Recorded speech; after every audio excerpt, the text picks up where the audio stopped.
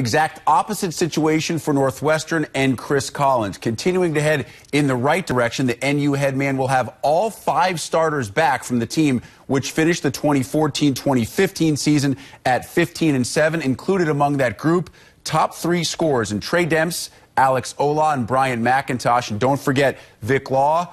Another young guy came along in his freshman year, getting ready to break out as Northwestern continues to ascend under Chris Collins. Remember, the Wildcats still trying to reach their first ever NCAA basketball tournament. Here is Northwestern head coach Chris Collins. Obviously, it's an exciting time of year, getting started with the season. We're looking forward to seeing what we can do. I think it's a great time to be a part of the Big Ten. Programs are at such a high level.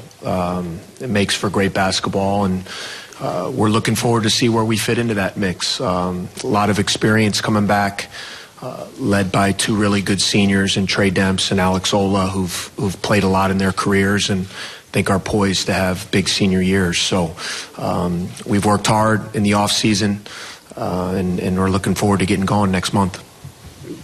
Thank you, Coach. Please raise your hand high if you have a question.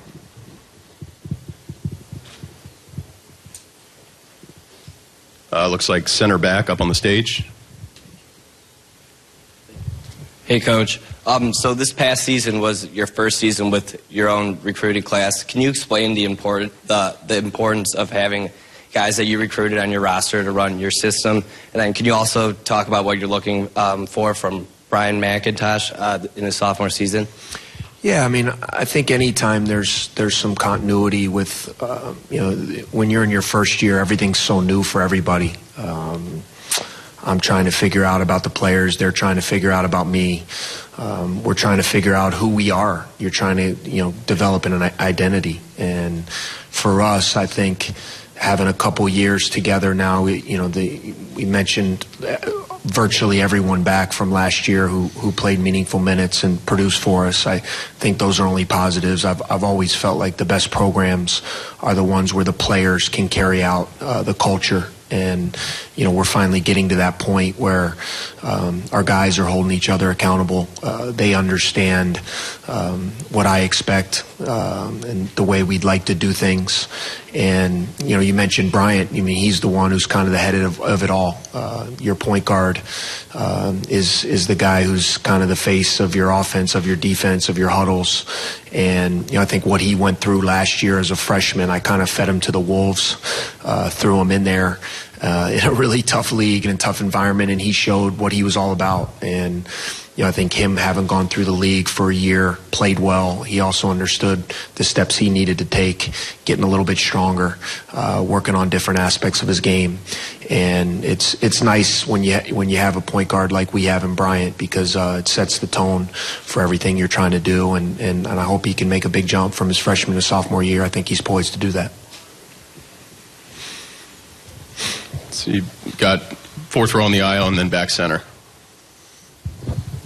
Coach, a lot of media people have Alex Olas as an underrated big man this year. What do you expect to see out of him in his senior season? Well, Alex, I think a lot of you guys have covered our league. If you see the improvements he's made from his freshman year to now his senior year, it shows all the work that he's put in. He's changed his body. He's developed a really nice low post game. He's always been an incredibly skilled big man who can step out on the floor. He can make a shot. He can pass. And I think just the confidence of having success at this level has been big for him. Certainly for us to be a good team this year, we're going to need for him to be a presence down low and to be a consistent guy in our league that can, be a potential double-double guy. And we're going to need that. I think he relishes that opportunity. He's really stepped into the leadership role nicely. He's been much more vocal than he's ever been. And, we have to make sure that we use what he can bring to the team. And there's no question, in order for us to maximize who we can be as a team, we need him to have a great year for us. You got back center, Coach. Coach, you've got 2 big freshmen this year, Jordan Ash and Aaron Falzon. Can you talk a little bit about what role you're hoping for them to fulfill this season? Yeah, well, I think both of those guys have an opportunity to make an impact for us. Jordan, being a local guy, is a winner. He's a state champion here in Illinois. You know, I put a lot on that. You know, guys who come from winning programs are around winning. That's what we're trying to build. He's a really good athlete. You know, for us, we have a really good backcourt with Demps and McIntosh. So I think Jordan kind of as that third guard who can come in, spell either guy. I think he can play both positions. He's very good defensively, a good athlete. I think with Aaron Falzone, he's an outstanding shooter at 6'8". You know, which can be a real weapon for us. It's going to allow us to space the floor.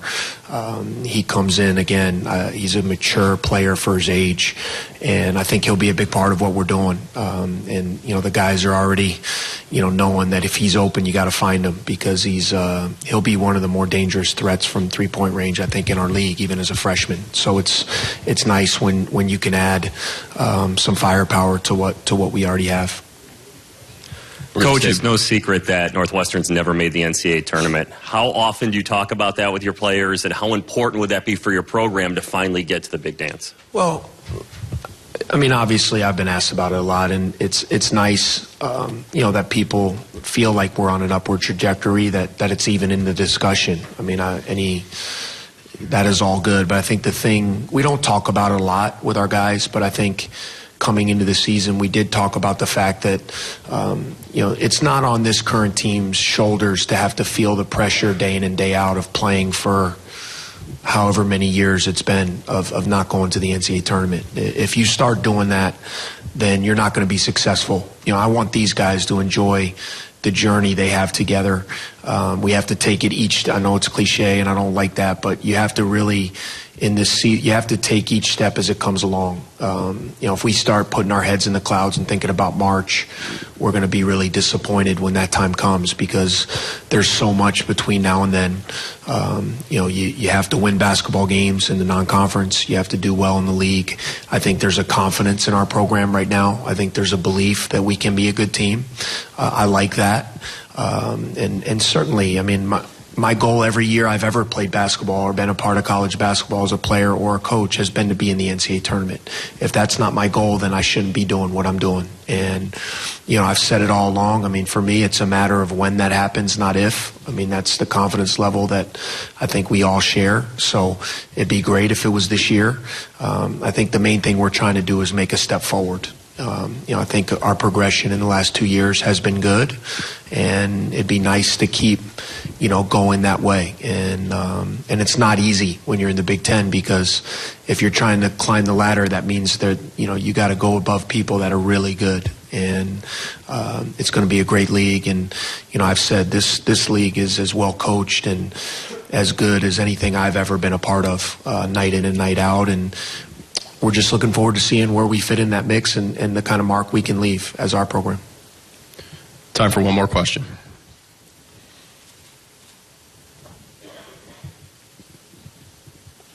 Let's go front center.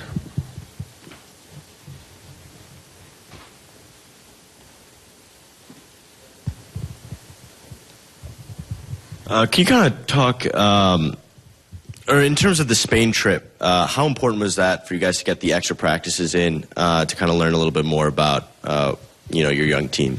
Yeah, I think it's always an advantage for every program to be able to do that. You know, you get the practices, you also get some games. So, you know, for me, it was a chance.